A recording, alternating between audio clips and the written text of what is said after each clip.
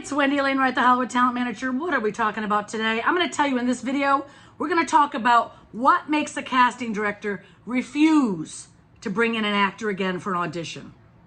Stay tuned.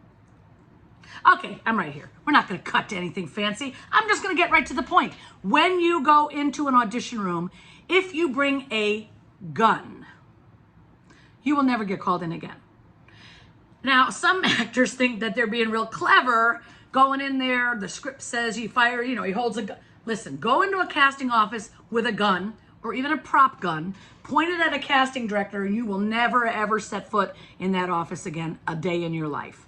So you can imagine that. But there's other things that also make casting directors think, I don't ever need to see that actor again. Well, if you come in with a bad attitude, that's one of them. That's for sure going to keep you out of there. Or if you come in there entitled, like, I know that you want me to read for this little role over here, but I think I'm really right for this bigger role over here.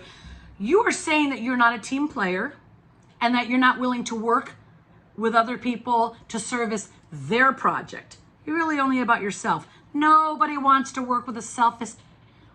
Well, you know what I'm trying to say. So you got to be a team player in this business. You're there to serve the project. A lot of times when you get to a casting office, whether it's on Zoom or in person, that project has been in existence. If it's a film, it's been in existence for a couple of years, right? It was written several years ago. They probably took years to raise the money. They had to get actors attached. They had to create an entire budget, figure out where they're going to shoot it, set up all the locations, and then they finally get to casting the smaller roles and, the co-star, well, not co-stars in film, it's supporting, but all the supporting roles, and you walk in with your fucking attitude. No, thank you. Next. That's how that goes. Another thing that a casting director will be completely turned off about is if you're like everybody else, okay? Every single other person that came into the audition room, you sound exactly alike. Why does that happen, folks? Because you are not understanding how to audition and find your own unique voice. That means bring yourself to the role. Bring yourself the way you would do something to the role. For example, let's say you get a script, and that script has a sentence. It says, he looked at her and then shouted, "Where have you been?" Now, can't remember what those are called. I know there's a word, but mommy can't remember.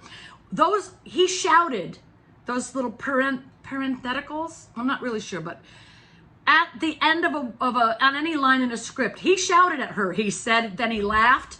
Cross those out of your script. Cross them out. Here's why.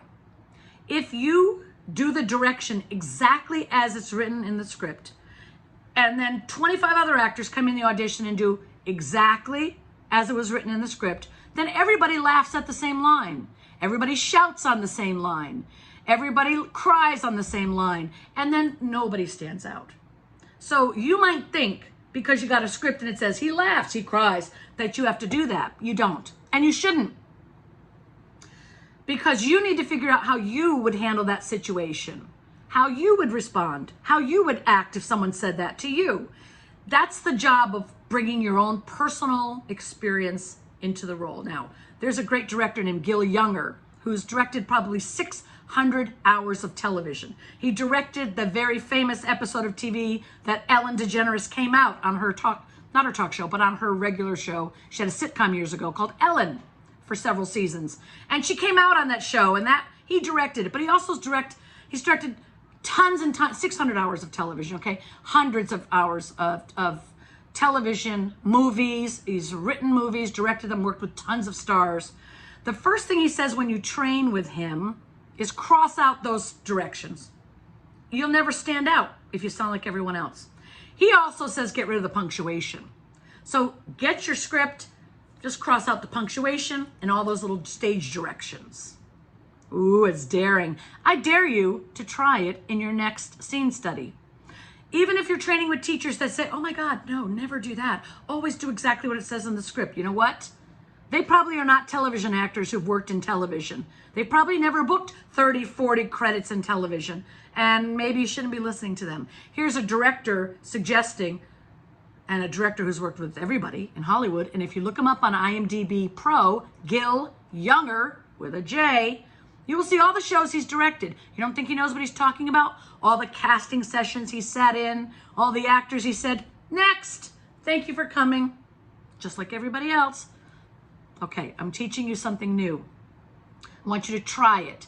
Get a script that you just worked on, cross out all those things, or get another script, cross them all out, and react in the scene when you feel it. The way you would, not the way it's said, way you would. He always says, if he was having a breakup with a girl and the script says he screams at her, Gil said, I wouldn't scream at her. I'd listen. And then I'd decide if I'm going to forgive her or not. And I wouldn't. He's coming from his own personal heart and his own experience. You have to bring your own heart to the role, right? Because listen, guys, what's written on the script are just words. It requires the tool of the actor, the body, the heart, the soul, the mind, for the script to work through you to become a live person. It doesn't become live until you make it alive. And you can only make it alive if you bring it through you and how you would feel, how you perceive the world, how you've experienced the world, your reactions, your emotions, your expressions. So when casting sees carbon copies coming through, you're probably not going to be standing out, certainly not called in again. You're not doing anything unique, original, and you don't know how to bring yourself to the role. Now, if you go in and you bring yourself to the role, look at, you might not be right for the role, but you are right on the money when you go in there and show them who you really are. When you bring your own personal take to a scene, they remember you. They remember you, and they bring you back again and again and again for everything that they think you might be right for. And do not think that that's a bad thing, that you're getting called in again and again and again from a casting director, and you're like, yeah, but I never get cast. It's not the job of the casting director to choose the actor that gets the job. It's the job of the casting director to bring you to producers who make the choice about who gets the job. And if casting loves you and your unique voice and the way you bring yourself to the role, they'll suggest you to producers over and over and over because they're trying to get you in somewhere. They're fighting to get you into a project somewhere. And that's called having a casting friend or a fan of that casting office. They like your work. They want to see you come in again and again. Thank them for those opportunities. And I hope this video is helpful. If you are not subscribed to my channel, click the button and subscribe. I'm going to be here, and I have been for many years, giving you insider advice and guidance because I love you. See you later.